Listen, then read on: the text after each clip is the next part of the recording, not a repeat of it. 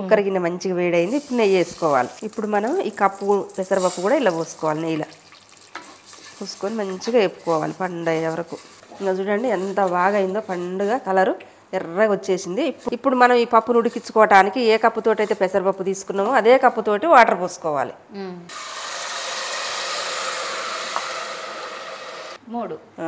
3 కప్పుల water. 1 cup పెసరపప్పుకి 3 కప్పుల water. 1 whistle వస్తే చాలు. ఇంకా కడాయి బాగా వేడి కాగానే ఇంకో 1 చెంచా నెయ్యి వేసుకోవాలి. ఇంకా రవ్వకు దానికి కూడా పనికి వస్తుంది అన్నట్టు. ఇగో మంచిగా ఇట్లా వేడి కాకముందే వేసుకోవాలి. మరి బాగా వేడైంది అనుకో వేయగానే మాడిపోతాయి బాదం పప్పులు. ఏ పప్పు వేసినా మాడిపోద్దు. ఇకనే మంచిగా సన్న కట్ చేసుకొని వేసుకోవాలి. ఇగో జీడిపప్పు కూడా ఇలానే వేసుకోవాలి. ఇట్లా మంచిగా వేపుకున్నాక మంచి కలర్ వచ్చినాయి చూడు. ఇప్పుడు తీసి మళ్ళీ గిన్నె పెట్టుకుందాం. ఇప్పుడు వేయించుకొని గిన్నె తీసుకున్నాక సరస్వతి, ఇప్పుడు మనం కిస్మిస్లు వేపుకోవాలి. ఇగో ఈ కిస్మిస్లు కూడా ఈ ఉన్న నెయ్యిలనే వేసుకోవాలి. బెలూన్స్ లాగా మంచిగా బుర్రలే. ఇప్పుడు మనం నెక్స్ట్ ఇప్పుడు రవ్వ వేపుకుందాం. ఇగో ఆ కప్పు రవ్వ కూడా ఇదే నెయ్యిల అన్నీ వేపుకున్న నెయ్యిలనే మళ్ళీ పోసి వేపుకోవాలి. ఇగో రవ్వని కొద్దిసేపు వేపుకున్నాక మనం తుడుము పట్టిన కొబ్బరిని కూడా ఇలానే వేసుకోవాలి. ఎందుకంటే ఇప్పుడు ఇది అది మంచిగా ఎగుతాయి అన్నట్టుగా.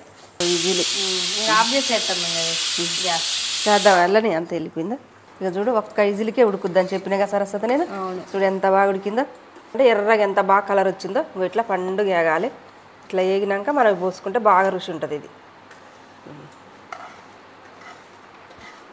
ఇగో ఏ కప్పుతోటి అయితే రవ్వ తీసుకున్నామో పప్పు తీసుకున్నామో అదే కప్పుతోటి 2 కప్పుల బెల్లం వేసుకోవాలి. కొంచెం కొంతమంది స్వీట్ తక్కువ తినొచ్చు, ఎక్కువ తినొచ్చు, చూసి కూడా వేసుకోవచ్చు. ఇగో నేను 2 కప్పులు వేస్తున్నా.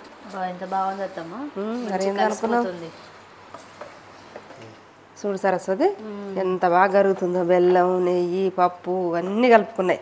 కొంచెం నెయ్యి వేసుకుందాం. ఇంకా నెయ్యి ఎంత వేసుకుంటే అంత టేస్ట్. అది టేస్ట్ ఇదిసేపు ఈ బెల్లం కరిగేంత వరకు మంచిగా ఉడకనియాలి. నేను కలపెడుతుంది అత్తమ్మ. కలబెట్టమ్మా. అవునత్తమ్మ, ఇది అడుగు అంటుకోకుండా కలబెట్టుకోవాలి. మధ్యలో బోడపెత్తనాలు. అంతే బోడపెత్తనాలు ఏం కావాలి. కొంచెం అలసట లేకుంటే అత్తకు సాయం. సరస్వతి బెల్లం మంచిగా కరిగింది. అట్లనే కలబెట్టుకోవాలి అదిగా. ఇగో ఇప్పుడు కొబ్బరి పట్టిన మిక్సీలో యాలక్కాయ పొడి కూడా పట్టినా నేను. చూడు ఎంత బాగుందో. చివరికి వేసుకోవాలి. స్వీట్ రెడీ అయింది. ఇప్పుడు మనం వేయించుకున్న బాదం పప్పు, జీడిపప్పు, కిస్మిస్లు కూడా ఇంకో ఇలానే వేసుకోవాలి. చూడు ఎంత బాగుందో. ఇప్పుడు అందం వచ్చిందని.